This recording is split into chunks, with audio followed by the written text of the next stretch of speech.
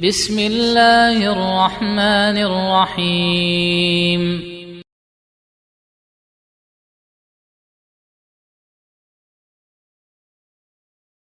Poin yang ketiga, Asy-Syaikh Shalih Al-Fauzan hafizahullah mengingatkan kita, ma yuriduhu a'da'ul Islam wa afrakhuhumul yawm min salbil mar'ah karamatahu wa intiza'i huquqaha. Apa yang diinginkan oleh musuh-musuh Islam dan pengikut-pengikut mereka yang mengaku muslim hari ini, yaitu mereka ingin menghilangkan kemuliaan kaum wanita dan mencabut hak-hak kaum wanita. Inilah jemaah sekalian, sebuah peringatan dari salah seorang ulama besar di abad ini tentang apa yang dilakukan oleh musuh-musuh Islam dari kalangan orang-orang kafir, apakah itu Yahudi, Nasrani, liberal, dan yang semisalnya, atau orang-orang yang masih muslim tapi sudah terpengaruh pola pikir dan gaya hidup orang-orang kafir yang silau melihat kemajuan duniawi di dunia barat, yang silau dengan peradaban orang-orang kafir yang rusak. Apa yang mereka inginkan? Mereka ingin merusak kaum wanita. Mereka ingin menghancurkan kaum wanita, karena mereka tahu wanita itu adalah termasuk kunci utama sebuah bangsa menjadi bangsa yang besar, sebuah negara menjadi negara yang maju. Maka wanita adalah kunci utama.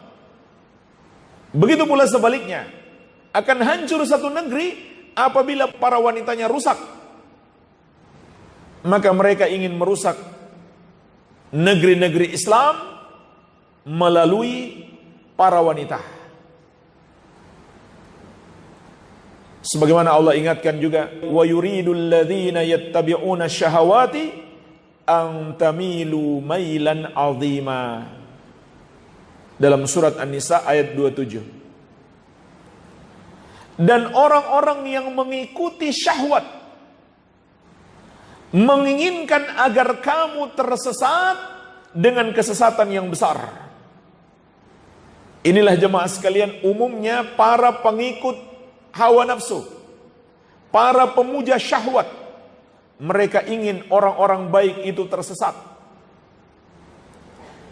Maka mereka ingin menghancurkan kita, menghancurkan umat Islam, menghancurkan negara-negara Islam, di antaranya dengan para wanita, yaitu wanitanya dulu dihancurkan. Bagaimana caranya?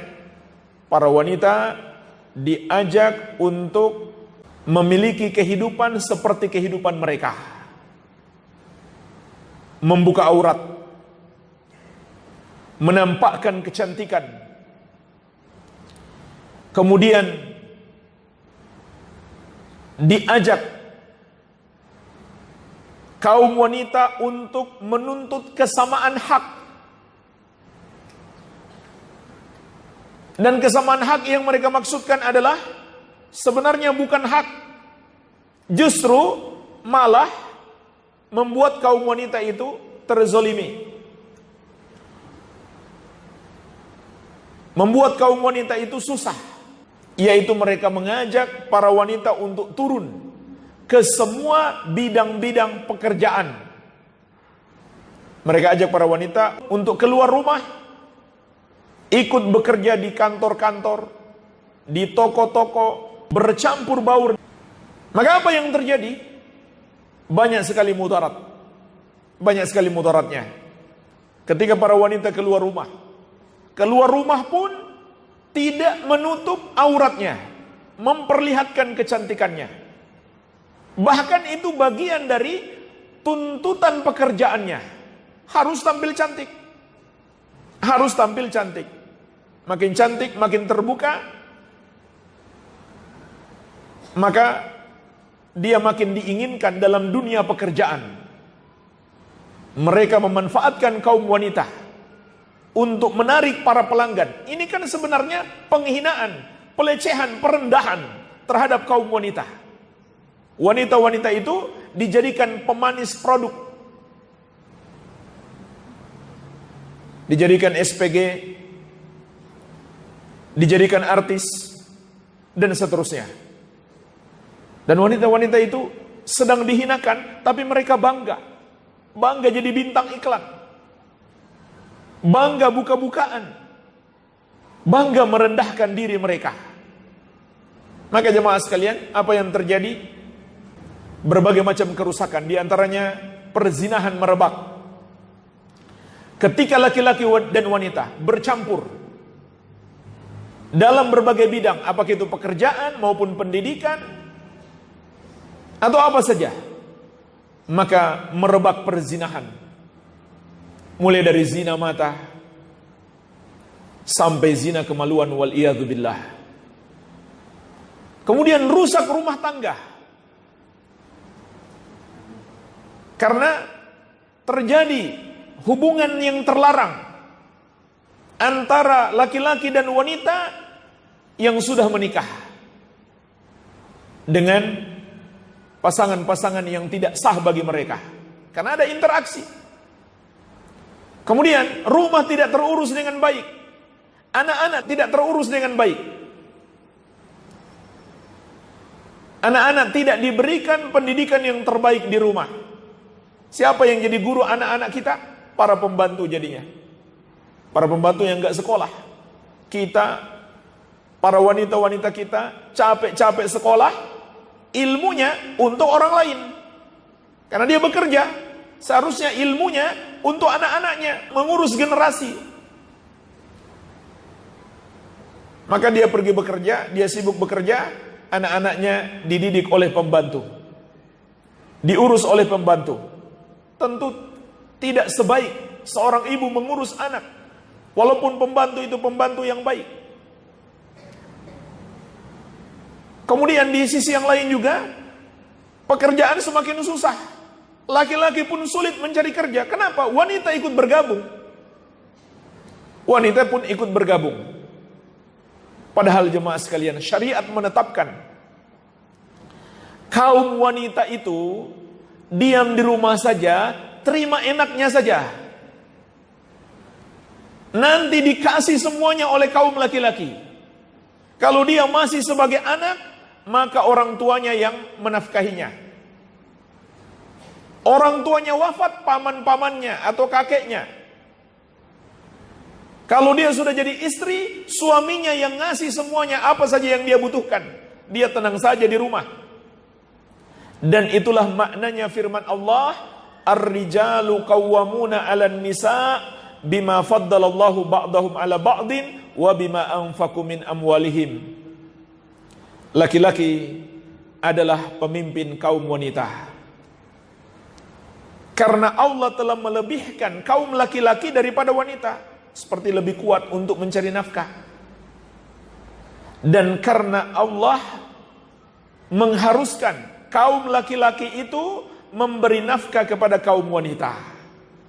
Itulah jemaah sekalian fungsi kepemimpinan kaum laki-laki atas wanita, yaitu diantaranya memberi nafkah. Memberi nafkah. Namun ketika wanita keluar, apalagi dengan pakaian yang tidak sesuai syariat dan juga cara bergaul yang tidak sesuai syariat, maka mereka pun menjadi fitnah bagi kaum laki-laki. Padahal Rasulullah SAW telah memberi peringatan, ma taraktu ba'di fitnatan adarra 'ala rijal minan nisa. Dalam hadis yang diriwayatkan Al-Bukhari dan Muslim dari sahabat yang mulia Usama bin Zaid radhiyallahu taala anhuma, kata Nabi SAW, tidaklah aku tinggalkan fitnah atau cobaan yang lebih berbahaya bagi kaum laki-laki daripada wanita. Kemudian dalam hadis yang diriwayatkan Imam Muslim dari sahabat yang mulia Abu Sa'id Al-Khudri radhiyallahu anhu, kata Nabi sallallahu alaihi wasallam, "Innad dunya hulwatun khadiratun wa innallaha mustakhlifukum fiha fayanzuru kaifa ta'malun fattaqud dunya wattaqun nisa fa inna awwala fitnati bani Israil kanat fin nisa." Sesungguhnya dunia itu manis dan hijau, dan sesungguhnya Allah Subhanahu wa taala menguasakan atas kalian dunia ini. Kemudian Allah melihat bagaimana kalian beramal. Maka hati-hatilah kalian dengan fitnah dunia, dan hati-hatilah kalian dengan fitnah wanita, karena sesungguhnya fitnah pertama yang menghancurkan Bani Israel adalah kaum wanita. Perhatikan jemaah sekalian hadis ini. Nabi sallallahu alaihi wasallam telah mengingatkan kepada kita bahaya fitnah dunia, dan wanita bagian dari fitnah dunia. Tetapi beliau mengingatkan lagi secara khusus, hati-hati kalian dengan fitnah wanita. Iya. Jadi orang-orang yang memusuhi Islam dan pengikut-pengikut mereka itu tahu kaum wanita adalah fitnah bagi laki-laki. Kaum wanita itu bisa menghancurkan kaum laki-laki. Maka hancurlah negeri tersebut. Oleh karena itu mereka mengajak para wanita untuk keluar.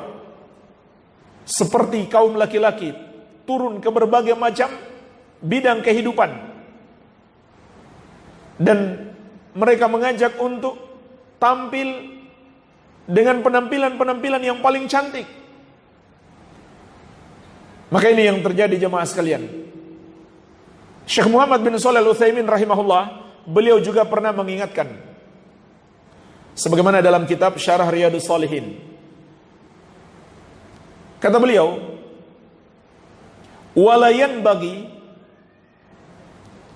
an yagurruna ma yad'u ilaihi ahlu syarri wal fasad minal muqallidina lil kuffar."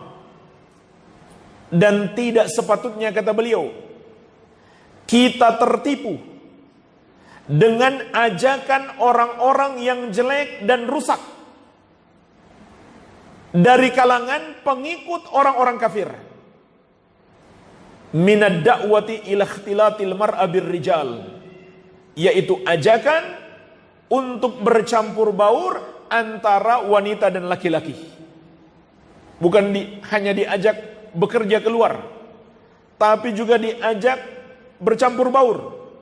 Bukan hanya diajak membuka aurat, tetapi diajak bercampur baur. Tidak ada bedanya laki-laki dan perempuan, tempatnya disatukan.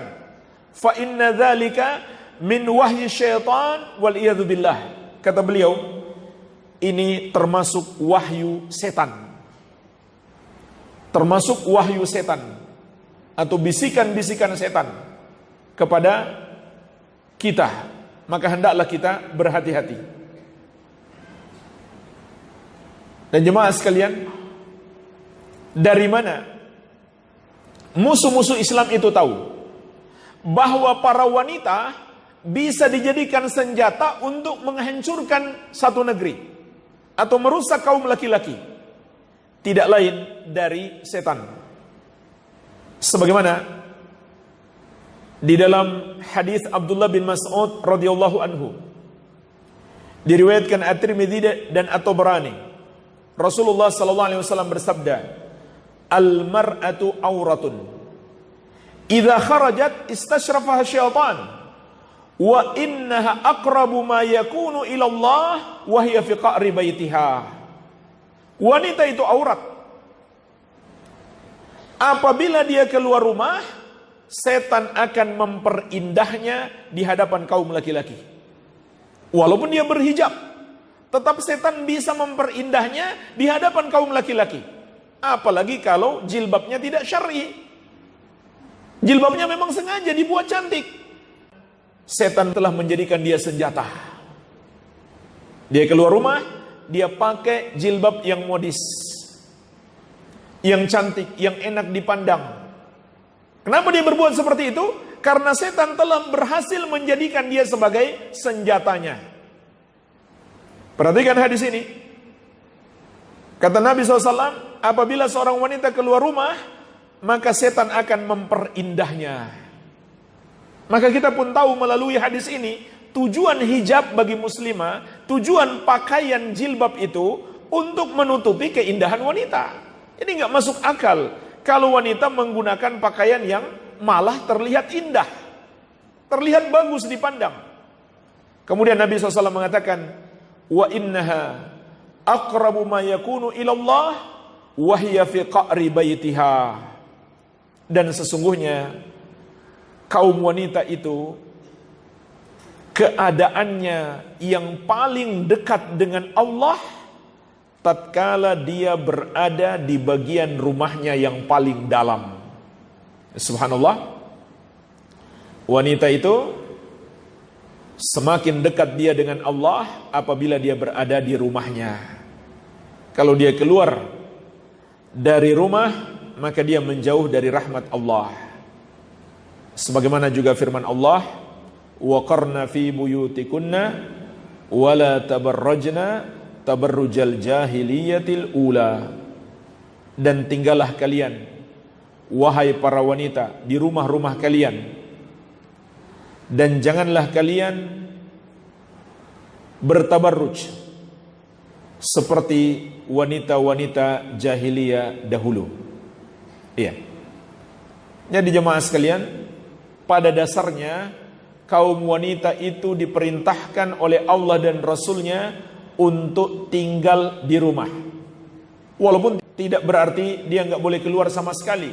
Boleh dia keluar kalau ada kebutuhan mendesak, kalau ada kebutuhan penting, dan tetap beradab dengan adab yang sesuai syariat.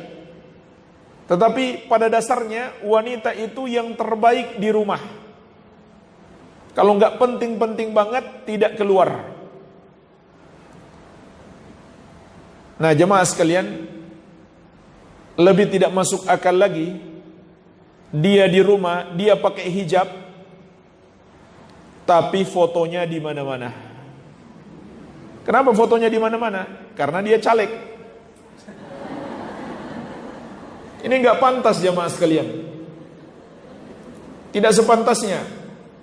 Itu bukan partai Islami yang membiarkan istrinya masuk untuk bekerja, campur baur dengan kaum laki-laki, membiarkan foto istrinya dipajang di mana-mana.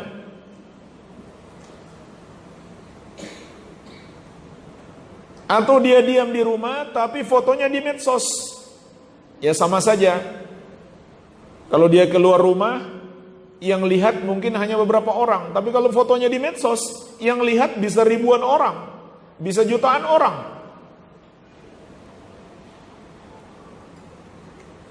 Dan ini juga karena ada salah kaprah. Ada salah kaprah sebagian wanita yang sudah berhijab atau sudah bercadar. Mereka pikir kalau sudah berhijab, sudah bercadar, berarti sudah boleh dilihat oleh kaum laki-laki. Tidak begitu jemaah sekalian. Sama saja perintah kaum laki-laki menundukkan pandangan dari kaum wanita, apakah dia sudah berjilbab atau bercadar atau tidak, sama. Jadi tidak ada hadis mengatakan atau ayat mengatakan jangan kamu lihat kaum wanita kecuali mereka sudah bercadar boleh. Tidak ada. Walaupun kalau dia buka auratnya tentu lebih besar dosanya. Tapi bukan berarti kalau dia sudah pakai jilbab, sudah bercadar, lalu sudah boleh dilihat. Perhatikan firman Allah di surat An-Nur ayat ke-30. Kullil mu'minina yaghuddu min absarihim wa yahfadhu furujahum dzalika azka lahum innallaha khabirum bima yasnaun. Katakan kepada laki-laki yang beriman, hendaklah mereka menundukkan dari pandangan-pandangan mereka dan menjaga kemaluan-kemaluan mereka. Yang demikian itu lebih suci bagi mereka. Sesungguhnya Allah mengetahui apa yang mereka perbuat. Lihatlah ayat ini. Allah suruh kaum laki-laki menundukkan pandangan. Allah tidak mengatakan kalau dia sudah berhijab boleh dilihat. Jadi ini salah kaprah. Maka tidak sepatutnya para wanita mengupload fotonya di medsos atau dijadikan sebagai model untuk jualan baju. Kan bisa itu patung-patung. Maksudnya itu pun patung yang tanpa kepala. Kenapa harus kaum wanita dijadikan model? Bisa kan dengan alat peraga patung tanpa kepala. Kalau ada kepala itu juga nggak boleh. Karena Nabi SAW mengatakan as-suratul ra'su. Gambar bernyawa yang terlarang adalah kepalanya. Jadi bagian kepala harus dihilangkan. Jadi wanita tanpa kepala. Maka jemaah sekalian, ini nasihat Syekh, peringatan bagi kita agar berhati-hati dari ajakan-ajakan musuh Islam dan para pengikut mereka untuk menghinakan dan merendahkan kaum wanita.